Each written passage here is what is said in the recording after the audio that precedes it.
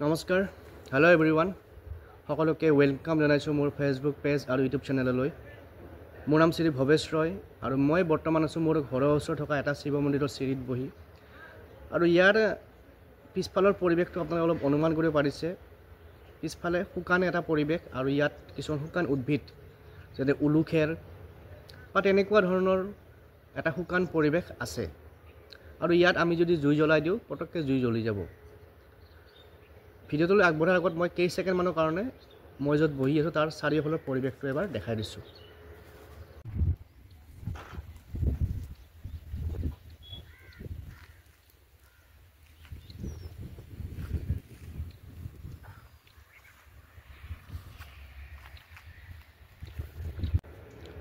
তো আপোনালোকে পিছফালৰ ঠাইখিনি দেখিলে এটা শুকান পৰিৱেশ চাৰিওফালে।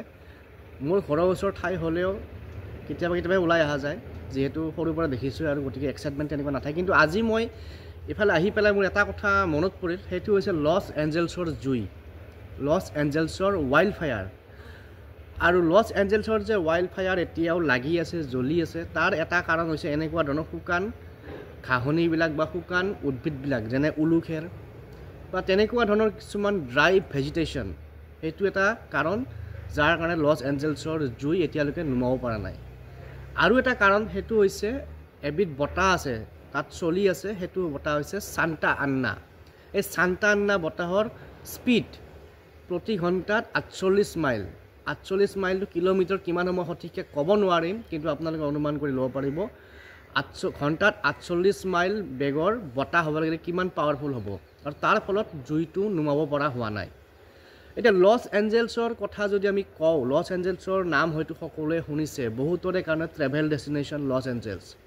যাৰ টকা পইচা বেছি আছে সিহঁতে ফুৰিব যায় লছ এঞ্জেলছত।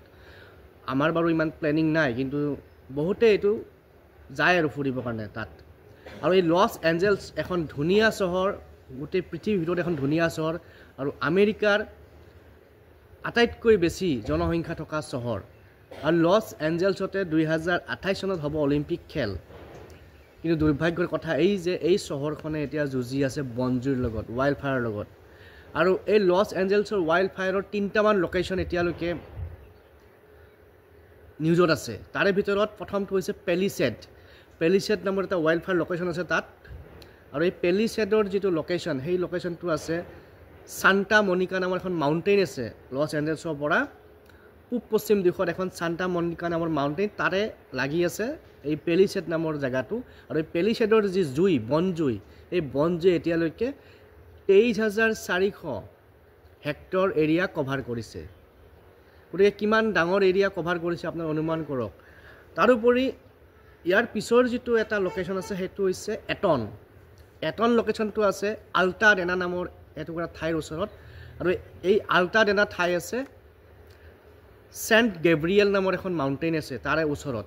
গতিকে এই চেণ্ট গেব্ৰিয়েল মাউণ্টৰ ওচৰত থকা এই এটন আৰু চেণ্ট মনিকা মাউণ্টেইনৰ ওচৰত থকা এই পেলিছেড, এই দুটা জেগাৰ পৰা যি জুই বাহিৰ হৈছে, ইয়ে গোটেই লছ এঞ্জেলছৰ পৰিৱেশটো বিনষ্ট কৰি পেলাইছে। আৰু এই এটনৰ যিটো ৱাইল্ড ফায়াৰ, তাৰ ফলত প্ৰায় 14,000 হেক্টৰ মাটি, 14,000 হেক্টৰ এৰিয়া ক্ষতিগ্ৰস্ত হৈছে। ৰিচেণ্টলি আৰু এটা ৱাইল্ড ফায়াৰ স্পট নিউজত আহিছে, সেইটো হৈছে হাক্স। হাক্স নামৰ এটা ৱাইল্ড ফায়াৰ স্পট আহিছে। আৰু এই হাক্স ৱাইল্ড ফায়াৰে 10,400 হেক্টৰ এৰিয়া কভাৰ কৰিছে। এতিয়া ক্ষয় ক্ষতিৰ কথা যদি আমি ক'বলৈ যাওঁ, ইমান ধুনীয়া চহৰ এখন এই বনজুই কেনেকৈ শেষ কৰিছে আপোনাৰ অনুমান কৰিব যে আমাৰ ইয়াতো প্ৰাকৃতিক দুৰ্যোগ হয়, কিন্তু বনজুই বা ৱাইল্ড ফায়াৰত যে ইমান সাংঘাতিক হ'ব পাৰে মই এইবাৰহে কথাটো অনুমান কৰিছোঁ। আৰু এই ৱাইল্ড ফায়াৰ এতিয়ালৈকে ইকনমিক লছ যদি আমি চাবলৈ যাওঁ 25,000 কোটি 250 বিলিয়ন অৰ্থনৈতিক লছ কৰিছে। 25,000 কোটিৰ অৰ্থনৈতিক লছ, সেইখিনি ৰিকভাৰ কৰিবলৈ কিমান টাইম লাগিব আপোনালোকে অনুমান কৰক। তাৰপিছত 1,40,000 মানুহক উদ্ধাৰ কৰা হৈছে, উদ্ধাৰ কৰি তেওঁলোকক নিৰাপদ স্থানলৈ নিয়া হৈছে। 1.5 লাখ মানুহ গৃহহীন হৈছে, হোমলেছ হৈ গৈছে, তেওঁলোক এতিয়া অঘৰী হৈ গৈছে, তেওঁলোকৰ ঘৰবিলাক চব জুয়ে আগুৰি ধৰিছে। আৰু বহুতো বন্য প্ৰাণী, ৱাইল্ড এনিমেল উদ্ধাৰ কৰি পেলাই অন্য ঠাইলৈ নিবলগীয়া হৈছে, নিৰাপদ ঠাইলৈ নিবলগীয়া হৈছে। ইয়াৰ উপৰি এই বনজুইৰ ফলত ৱাইল্ড ফায়াৰৰ ফলত এতিয়ালৈকে 28জন মানুহ ডেড হৈছে, 28জন মানুহৰ মৃত্যু হৈছে আৰু 22জন মানুহ লষ্ট, সন্ধানহীন। গতিকে আপোনালোকে অনুমান কৰক কিমান এটা সাংঘাতিক দুৰ্যোগ। অকল লছ এঞ্জেলছ বুলি নহয়, পৃথিৱীৰ কোনো ঠাইতে এনেকুৱা ধৰণৰ দুৰ্যোগ হ'ব নালাগে। সাধাৰণতে আমি ইয়াত দেখোঁ যে আমাৰ ইয়াত কি হয়, বানপানী হয় বা তেনেকুৱা কিছুমান প্ৰাকৃতিক দুৰ্যোগ হয়। ভূমিকম্প বাৰু হোৱা নাই, ভগৱানৰ কৃপাত হ'বও নালাগে আৰু বানপানীটো নোহোৱা হৈ যাওক। কিন্তু কাৰো দেশত বা কোনো দেশতে এনেকুৱা ধৰণৰ প্ৰাকৃতিক দুৰ্যোগ আহিব নালাগে। গতিকে আজিৰ ভিডিঅ'টোত এইখিনি কথা শ্বেয়াৰ কৰিলোঁ। আপোনালোকে এই লছ এঞ্জেলছৰ ফায়াৰ সম্পৰ্কে, ৱাইল্ড ফায়াৰ সম্পৰ্কে কি মন্তব্য দিয়ে বা আপোনালোকে কি অনুভৱ কৰে কমেণ্ট কৰি জনাব, বা মোৰ পৰিসংখ্যাৰ, মোৰ ডাটাত যদি কিবা ভুল হৈছে তাকো জনাব। Thank U.